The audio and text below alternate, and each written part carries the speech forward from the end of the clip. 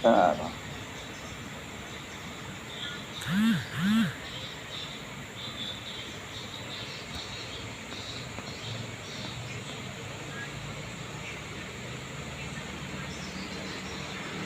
Baik, sudah kelihatan. Udah Pak.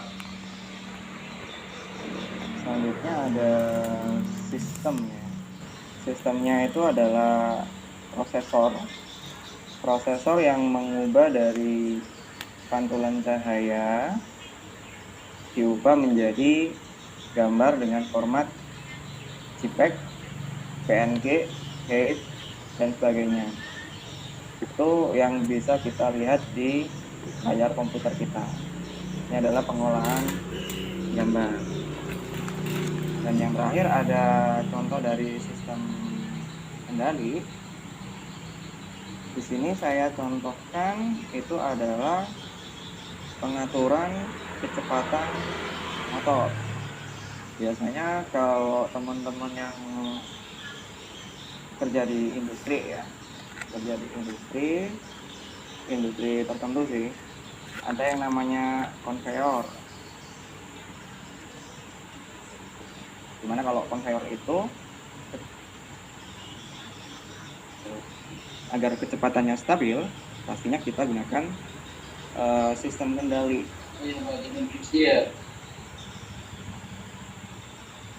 Di sini saya contohkan kita ada yang namanya sensor encoder. Encoder ini fungsinya untuk mengetahui kecepatan dari motor.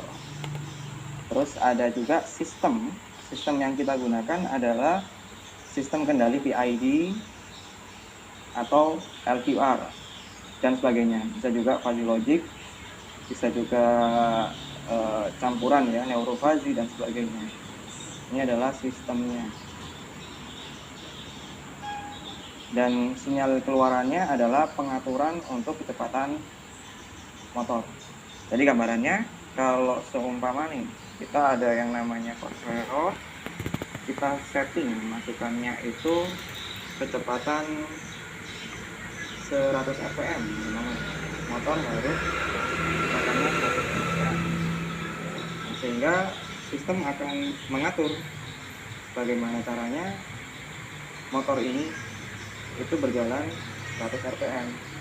Kalau seumpama kurang dari 100 rpm, terus menambah kecepatannya sehingga keluarannya kecepatannya stabil di 100 rpm. Kalau kebanyakan lebih dari 100 nih, 200 rpm, ya kecepatannya harus dikurangi. Jadi sinyal PWM-nya mungkin ya, PWM-nya itu dikurangi sehingga kecepatan motor juga berkurang. Itu adalah contoh dari sistem kendali. Mungkin ada yang mau ditanyakan? Kalau LQR apa Pak? LQR itu singkatan dari linear quadratic regulator. Dia adalah sistem kendali juga, mirip dengan PID ya. Cuma dia parameternya beda dengan PID. Gainnya itu beda. Itu contoh dari LQR. Biasanya LQR ini lebih di drone sih, untuk kestabilan roll pitch and yaw-nya si drone, sehingga dia berada di posisi yang tetap. Itu lebih menggunakan LQR daripada PID.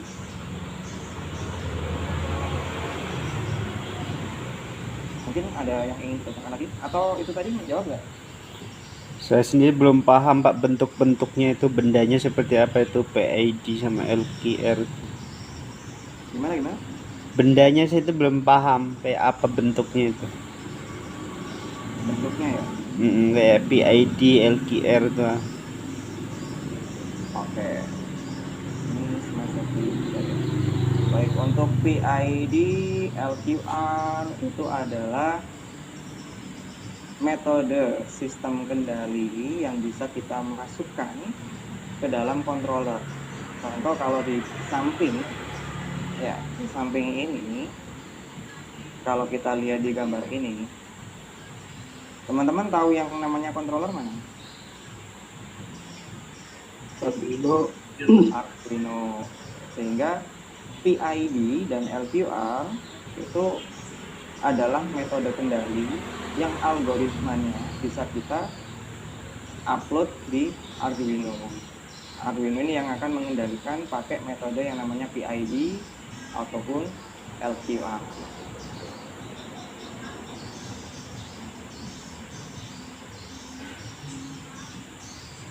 Mungkin bisa dipahami.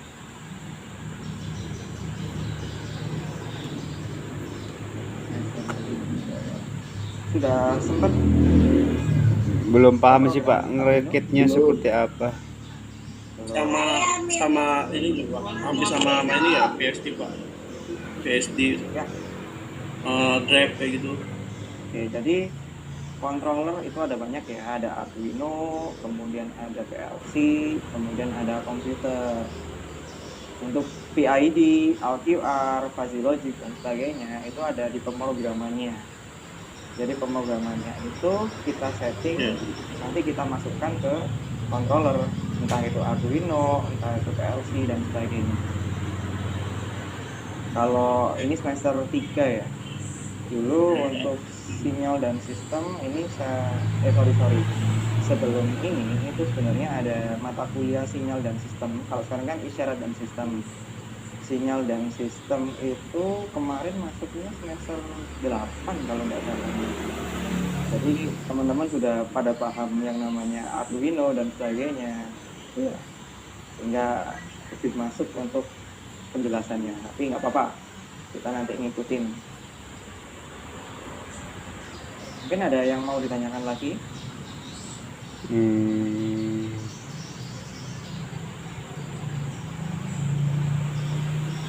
Tapi itu khusus buat mengatur kecepatan aja Pak ya?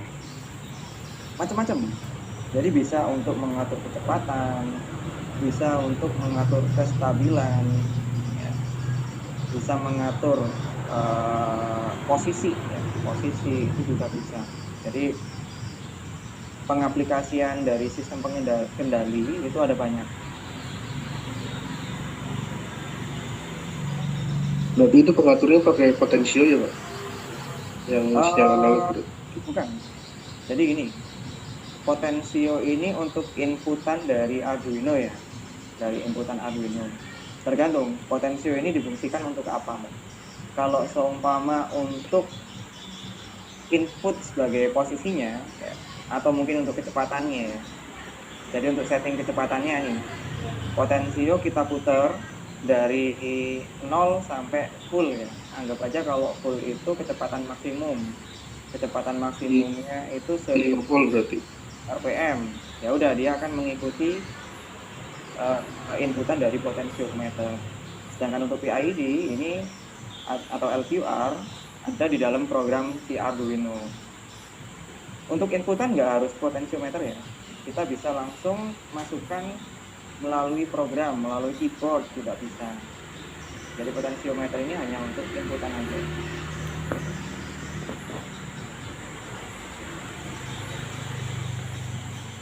Selain ini ya, selain kecepatan motor, contohnya itu navigasi sebuah robot umpamanya. Navigasi sebuah robot. Robot kalau mau berjalan lurus kira-kira gimana? Contoh nih, saya punya robot dengan 2 roda, 2 penggerak, kanan dan kiri. Kalau saya mau berjalan lurus, berarti robot harus RPM-nya harus sama. Nah, kalau kita hanya ngeplaykan pakai BM aja tanpa ada sistem kendali, akan kecil kemungkinan RPM beda.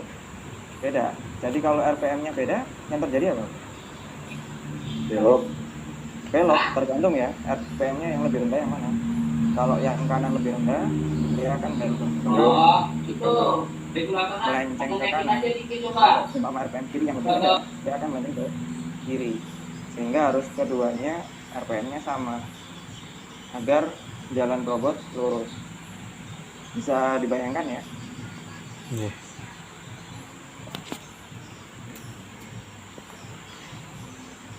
Nah, untuk mencapai RPM yang sama, kita bisa memasukkan yang LVD atau LQR di kontrol. Kira-kira bisa diterima penjelasan dari saya? Sama. Belum saya Seperti printer 3D ya Pak?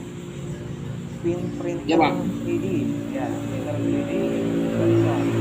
Kalau Ya, ini yang bisa itu Pak. ya, betul. Jadi kalau printer 3D itu sistem kendalinya di posisinya ya, posisinya. Kalau kita mau ngeprint ya harus sesuai posisi yang kita harapkan. Kalau nggak sesuai posisi, yang terjadi apa? Ngeprintnya ya asalan, nggak sesuai dengan apa yang ingin kita print, begitu. Mungkin ada yang lainnya? Ada yang ingin ditanyakan lagi? Oke, Pak, aman Pak. Kalau soalnya ini kan rumah nih listriknya itu kan pakai ini kayak PLN itu. Jadi kalau kita pasang sistem kendali jarak jauh, kita dari Jawa kita matikan gitu, pakainya alat ini kah Pak? USB. Kalau untuk itu, Maklum, oke. Kalau untuk seperti itu kita gunakan yang namanya IoT ya, Internet of Things. Jadi kita bisa mengontrol kelistrikan rumah dari jarak jauh. Ya, itu adalah salah satu representasi dari sinyal dan sistem, tapi bukan pakai kendali PID. Beda. Kalau masuk sinyal sistem masuk, tapi kalau kendali bukan PID, tapi kita pakai IoT. Bisa masuk? Masuk. masuk Pak, masuk. Masuk ya. Oke, ada yang mau ditanyakan lagi? Ingat waktunya udah habis. Kalau belajar ini nanti sampai tahap akhir atau gimana Pak? Atau pengenalan doang? Kalau sinyal dan sistem ini lebih ke tahap pemrosesan aja ya. Nanti selanjutnya jadi lebih ke pengenalan, tapi pasti akan ada gambaran di mana teman-teman akan mau menggunakan apa. Ya saya upayakan agar ada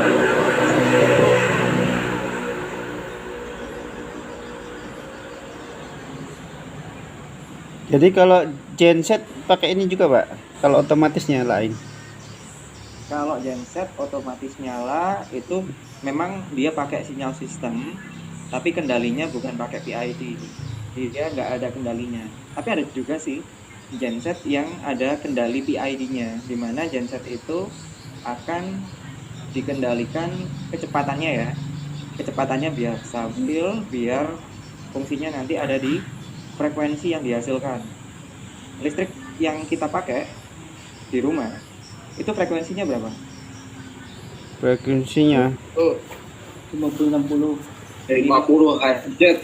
Nah, umumnya 50 dan 60 ya. Tapi kalau di Indonesia kita pakai yang 50 Hz. 50. Sehingga untuk genset ya harus stabil di 50 Hz. Jangan sampai terlalu tinggi. Kalau terlalu tinggi nanti alat elektronik kita bisa rusak. Begitu. Bisa dibayangkan ya. ya, berarti ya bisa dibayangkan, berarti otomatisnya nggak pakai ini ya, nggak otomatis kayak mati nanti hidup sendiri gitu, nggak pakai ini ya, lain Mati alatnya. dan hidup itu nggak pakai PID. Ya memang pakai sinyal sistem, pakai sensor aja ya. Otomatis kalau memang sudah ada listrik dia mati otomatis. Kalau listriknya dari PLN mati nyala otomatis, itu bukan pakai kendali PID tapi pakai sensor biasa ya, on off aja. Tapi tetap itu juga merepresentasikan sinyal dan sistem. Kalau lampu merah itu Pak pakai sistem apa? Kalau lampu merah dia pakai timer ya. Kalau yang di traffic ya, traffic light itu pakai timer. Macam-macam sih. Bisa kalau yang nggak otomatis ya. Nggak otomatis itu pakai timer aja. Jadi udah di set nih, udah di set. Lampu merahnya sekian, lampu hijaunya sekian detik. Dan di set setiap sinyal ya, setiap apa itu ruas jalan. Tapi bisa juga otomatis. Otomatis contohnya gimana? Pernah tahu nggak traffic light yang otomatis? Contohnya gini, ini kebetulan saya pernah buat penelitian. Kita buat traffic light yang otomatis mengatur timingnya tergantung dari orang yang ada di jalan, kendaraan yang ada di jalan ya. Jadi di situ ada kamera, biasanya makanya kelihatan kan teman-teman ya, ketika ada di persimpangan atau di traffic light ada kamera nggak biasanya? Tilang elektronik. Pak. Oke, itu fungsinya untuk mendeteksi jumlah kendaraan ada berapa. Ketika kendaraannya semakin banyak ya nanti akan menyesuaikan lampu merahnya sekian. Dan yang dilihat bukan hanya satu ruas, tapi semua ruas. Kalau perempatan ya udah setiap ruas itu dilihat. Yang lebih banyak, mana yang lebih sedikit, itu akan mengatur secara otomatis. Tuh. Bisa dibayangkan ya? Bisa. Kalau bikin otomatis ini bisa nggak, Pak? Kalau semuanya HP ini kan jatuh nanti bisa melayang di angin itu, nggak jatuh ke tanah, itu bisa nggak bikin otomatis itu? Bisa aja. Biar nggak langsung jatuh ini ya, apa namanya, nggak kenceng gitu jatuhnya ya. Ya itu melayang ya, nggak jadi jatuh kan otomatis aja. Melayang nggak wajib jatuh ya. Jadi nggak Kan dengan drone. Goib Nggak kah itu apa-apa. goib ah imajinasi Ini aja pokoknya. Ini ya. Ilmuwan mana tuh Pak anjir? ya siapa tahu ilmuwan gravitasi bumi bisa juga kan, bisa masuk logika juga. Berarti melawan gravitasi bumi ya Pak ya? Ya. Melawan gaya berarti Hidupnya ke bulan aja. Enggak, kalau saya jatuh nih gravitasi bumi kayak ibaratnya kayak magnet itu kan ada yang tolak menolak, ada yang tarik menarik, kalau itu seperti gitu itu. ya. Tapi kan beda Pak sama gravitasi. Bulan. Sebenarnya kita bisa melawan gravitasi nggak? Nggak. Nggak teman-teman kalau naik pesawat itu ngelawan gravitasi nggak? Bisa Pak. Berarti bisa kan? Konsep yang tadi dicanangkan oleh teman-teman itu mungkin aja terjadi. Contohnya kita apply-kan drone ya, mungkin smartphone kita semi drone, ada baling-balingnya, ya bisa aja kita atur. Ketika mau jatuh nih, ada sensor namanya accelerometer. Ya, dia bisa melihat posisi sekarang smartphone kita dari mana. Contoh aja nih, kalau smartphone kita landscape kan, layarnya berubah nggak? Berubah. Tergantung Pak, kalau diatur bisa berubah. Bisa berubah ya intinya ya. Di situ ada yang namanya sensor gyroscope. Nah, sensor gyro itu fungsinya untuk mengetahui sumbu aksis posisi smartphone ini ada di mana, bagaimana posisinya, vertikal kah, horizontal kah. Nah, kalau mau jatuh pastinya juga kelihatan kan. Kalau jatuh mau udah kelihatan. Kemudian yang tadi semi drone-nya itu aktif, sehingga 4 baling-balingnya itu aktif, bisa melayang akhirnya untuk smartphone-nya. Itu juga bisa aja seperti itu. Secara teori ya bisa. Kalau secara praktisnya ya tergantung teman-teman. Bisa dibayangin? baru itu Pak. Ya Pak, masuk akal aja Pak. Masuk akal ya. Bisa inovasi ke Samsung nih. Wah, boleh diajukan itu ya. Siapa tahu. Oke, mungkin ada yang mau ditanyakan lagi? Sebelum kita akhiri nih. Ini udah waktunya malam. Aman ya? Aku mau tanya Pak. Alhamdulillah. Pak. Oke, Kalau terakhir ya. itu bisa dibuat ini enggak kayak op amp penguat kayak gitu. misal nih kayak di apa ya, audio, power atau ampli power gitu, bisa nggak Pak? Oke. Tahu sound horeg? Wah, ini sepertinya ini ya pecinta sound horeg ini. Oh iya Pak. Bisa aja. Jawir Pak. Jawir. Oke. Jadi gini ini. Sound horeg itu umumnya juga pakai amplifier. Ya. Suaranya kecil menjadi besar. Ya pastinya pakai op-amp. Nah, op-amp itu juga implementasi dari sebuah sistem. Inputannya adalah sinyal suara aslinya. Sistemnya adalah amplifiernya. Outputnya yaitu hasil sound horegnya itu adalah outputnya. Itu. Cari bayangkan ya. Oh iya Pak, bisa Pak. Sebenarnya teman-teman pecinta sound horeg itu juga mengaplikasikan sinyal dan sistem tuh. Betul sih Pak. Oke, mungkin ada udah ya. Cukup ya. Ya, masih banyak Pak. Nanti kita bahas lagi di kesempatan tatap muka atau ini ya Zoom lain kali. Mungkin itu aja yang bisa saya sampaikan untuk pertemuan hari ini. Ya sebelumnya saya minta maaf ya. Saya juga baru dapat info ketika teman-teman tadi WA saya. Sebelumnya saya nggak tahu juga. Saya waktu ini perjalanan ya, sedang perjalanan dinas. Tadi baru ngecek smartphone, oh ternyata ada ganti jadwal. Pak ini sudah absen Pak.